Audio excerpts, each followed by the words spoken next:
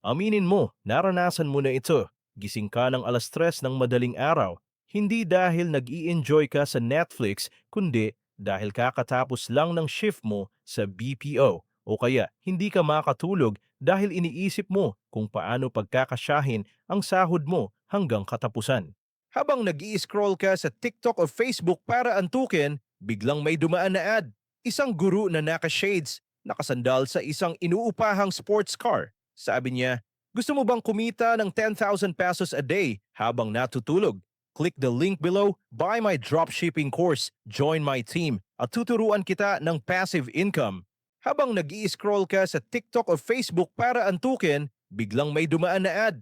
Isang guru na naka-shades, nakasandal sa isang inuupahang sports car. Sabi niya, gusto mo bang kumita ng 10,000 pesos a day habang natutulog? Click the link below, buy my dropshipping course, join my team, at tuturuan kita ng passive income. Pero paano kung sabihin ko sa'yo na ang definition mo ng passive income ang mismong dahilan kung bakit ka na-scam, kung bakit ka nawawalan ng ipon, at kung bakit hanggang ngayon pagod ka pa rin? Akala natin ang passive income ay magic, pindot lang sa app, pera na. Pero sa mundo ng data at totoong finance, ang tawag diyan ay delusion. Today, we are going to destroy the passive income myths sa Pilipinas. Hihimayin natin kung paano pinapatay ng get-rich-quick mentality ang long-term wealth mo. Ipapakita ko sa iyo ang brutal na math kung paano talaga gumagana ang pera kapag natutulog ka. Handa ka na bang masaktan ang ego mo at tanggalin ang mga maling paniniwala mo? Good, let's start.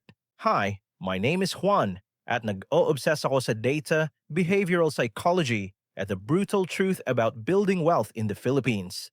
Kung ikaw yung tipong pagod na sa kakaisip kung kailan ka makakastop magtrabaho para sa pera at gusto mo nang matutunan kung paano ang pera ang magtatrabaho para sa iyo, please click that subscribe button. At kung makatulong to sa iyo, hit the like button na rin. It tells the algorithm to save more Filipinos from financial scams. Actually, to be honest, binebentahan tayo palagi ng idea na madali lang magkaroon ng passive income. Sabi ng mga tito at tita mo, magtayo ka ng sari-sari store, passive yan. Sabi ng real estate agent mo, bumili ka ng pre-selling condo, iparent mo sa Airbnb, passive income na babayad sa mortgage mo.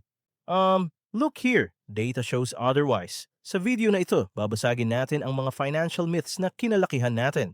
Unahin nating linawin ang terms natin. Ano ba talaga ang passive income? Sa Pilipinas, sobrang labo ng definition natin dito. Kapag may extra 50,000 pesos ang isang Pinoy, anong ginagawa? Magbubukas ng sari-sari store. Kapag na-approve sa loan, anong ginagawa? Bibili ng condo para iparent.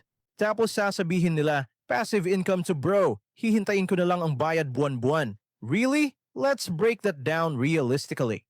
May apartment ka o condo, sira ang inidoro ng tenant mo ng 2 a.m. Sino tatawagan? Ikaw. Hindi nagbayad ng rent ng 3 buwan dahil nawalan ng trabaho yung tenant. Sino ang makikipag-away, magbabayad ng attorney at magpapa-evict? Ikaw. At habang walang tenant, sino ang magbabayad ng 4,000 pesos na association dues buwan-buwan at real property tax taon-taon? Ikaw. Paano naman yung sari-sari store? Sino ang gigising ng 4 a.m. para pumunta sa palengke at bumili ng paninda? Ikaw. Sino ang mag-i-inventory para hindi ka makupitan ng bantay mo? Ikaw. Sino ang aaway sa mga kapitbahay mong puro lista at walang bayad? Ikaw. That is not passive income. That is a second job. That is active income na may malaking capital risk at sakit sa ulo. You just created a minimum wage job for yourself. Ang hindi alam ng karamihan, what people really don't know. Ang tunay na definition ng passive income ay delayed income. Wala itong kinalaman sa magic. Ito ay resulta ng active work, yung sahod mo ngayon, na kinonvert mo sa capital at hinayaan mong ang sistema o market ang magtrabaho para sa iyo, totally detached from your time. Rule of thumb, kung kailangan ng oras at stress mo para ma-maintain ang income na, yan, hindi yan passive. Huwag tayong magdrama, magmath tayo. Juan style, ipapakita ko sa iyo kung gaano kamahal ang pagiging ignorante sa interest rates. Iniisip mo siguro, Juan, safe naman pera ko sa bangko eh. Kumikita ng interest insured pa, passive yun. Scenario, nakapag-ipon ka ng 100,000 pesos, dugo at pawis mo, yan galing sa overtime, Linagay mo sa sikat na traditional bank. Average interest rate ng regular savings account sa Pilipinas, 0.0625% per annum. Let's do the brutal math using the Rule of 72. Ang Rule of 72 ay isang mathematical shortcut para malaman kung ilang taon bago magdoble ang pera mo. Divide 72 by your interest rate. Let's do the brutal math using the Rule of 72. Ang Rule of 72 ay isang mathematical shortcut para malaman kung ilang taon bago magdoble ang pera mo. Divide 72 by your interest rate. Tapos, may 20% withholding tax pa ang gobyerno sa kakarampot na interest na iyan. So ang net ng kinita ng 100,000 pesos mo sa loob ng isang taon ay 50 pesos. 50 pesos? Hindi man lang yan makakabili ng isang meal sa fast food. At ang average inflation rate sa Pinas ay nasa 4% to 6%. Ibig sabihin, yung 100,000 pesos mo na wala ng purchasing power na halos 5,000 pesos sa loob ng isang taon. Palitawin natin ang totoo, lugi ka ng 4,950 pesos habang natutulog ang pera mo sa bangko. You are literally paying the bank to make you poorer. Iniisip mo siguro ngayon, Juan, alam ko na yan. Kaya nga ayoko sa bangko eh. Gusto ko yung X10 agad. Kaya nga ako nag-crypto, nag-axie o sumali sa networking eh. Bakit natin ginagawa to? Bakit natin iniiwasan ang tamang sistema at tumatalon tayo sa mga risky investments? Dahil sa dalawang psychological traps. Una, ang action bias. Mas gusto ng utak natin na may ginagawa tayo, kahit nakakasama ito sa atin. Sa investing, feeling natin kailangan araw-araw tayong nagte-trade. Gusto natin ng dopamine. Pangalawa, survivorship bias. Nakikita mo lang sa Facebook yung isang tropa mo na kumita ng 500,000 sa crypto kaya bumili ng kotse. Pero hindi mo nakikita yung 99 na ibang tao na naubos ang savings, umiiyak at nabaon sa utang dahil nag-crash ang market. Ang totoong passive income ay boring. Parang nanonood ka ng pinturang natutuyo. Parang naghihintay kang tumubo ang damo. At hate na hate ng Pinoy ang boring. Gusto natin ng drama. Gusto natin ng instant gratification.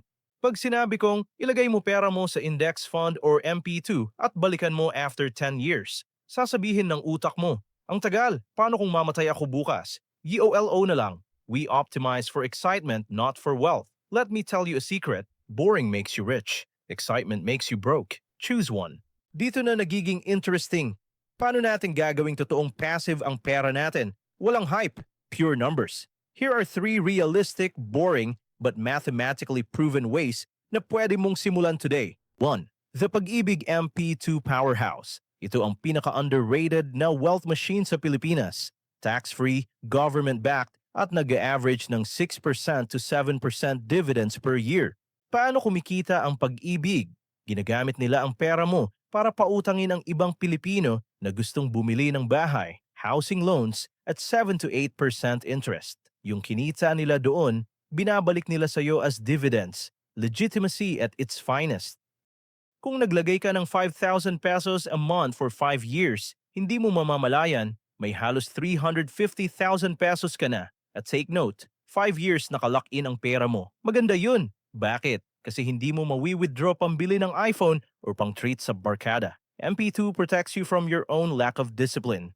2. High-yield digital bank hacking. Yung emergency fund mo na nasa traditional bank na 0.06%, ilipat mo na. Huwag mong iwan diyan. Ilagay mo sa mga digital banks like Maya, Cbank, or GoTime na nagbibigay ng 4% to 6%. Let's do the math on a 100,000 peso emergency fund. Sa 5% interest sa Digibank, that's 5,000 pesos a year. Minus 20% tax equals 4,000 pesos net. Kumita ka ng 4,000 pesos sa loob ng isang taon sa pagpindot lang sa cellphone mo para ilipat ang pera. Yung 4,000 pesos na, yan, that pays for a month of electricity or free internet for months just for parking your money in the right place. At insured ito ng PDIC up to 500,000 pesos. It is completely safe. Philippine REITs, Real Estate Investment Trusts. Gusto mong maging landlord pero wala kang 5 million pesos pambili ng condo. Bumili ka ng REITs tulad ng AREIT ng Ayala o MREIT ng Mega World sa stock market. Kahit 5,000 pesos lang, Pwede kang maging part owner ng mga naglalakihang office buildings at malls sa BGC at Makati. By law, required silang ibigay ang 90% ng rental income nila bilang dividends sa mga shareholders. Let's compare. Bumili ka ng condo, 5 million pesos. Iparent mo ng 25,000 pesos. Ibawas mo ang 4,000 pesos dues, 2,000 pesos maintenance. Net mo is 19,000 pesos per month. Plus, the stress of a tenant. Bumili ka ng REITs, 5 million pesos worth of AREIT shares. Average dividend yield is 6%. 5 million pesos times 6% equals 300,000 pesos per year. Divide by 12 months equals 25,000 pesos a month. Zero maintenance, zero dues, zero tenant complaints, totally liquid. That is true passive income. Here's the truth people don't want to hear. May tinatawag tayong the sock phase sa investing. Ito yung unang 1 hanggang 3 taon na nag-iipon ka. Naghuhulog ka ng 1,000 piso buwan-buwan. Tinitignan mo yung account mo, parang walang nangyayari. Ang liit ng dividends. Nakaka-discourage, dito sumusuko ang 90% ng mga tao.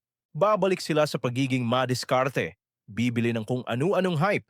Pero kung titiisin mo, ang sock phase na to, kung hahayaan mong mag-snowball ang pera mo sa MP2, sa digibanks, at sa REITs, after 7 to 10 years, yung interest na kinikita mo araw-araw ay mas malaki pa sa sinasahod mo sa trabaho mo. Para magkaroon ng passive income bukas, kailangan mo ng massive active sacrifice ngayon. Walang shortcut, walang magic button. Hindi ka yayaman sa pag-click ng link ng mga fake gurus na umuupa lang ng sports car. Yayaman ka kapag tinigil mo na ang pagiging madiskarte sa mga fast money schemes at nagsimula kang magtiwala sa math, sa sistema at sa time. Ibang klase yung peace of mind na ibibigay nun. Makakatulog ka na ng mahimbing knowing na kahit hindi ka na gumising ng 3 a.m. para pumasok sa shift mo, may pera pa ring pumapasok. Itigil na natin ang paghahanap ng magic. Let's play the long game. Build the system. Maging boring tayo. Ako si Juan Finance. I teach you the math so you don't get played. Cheers!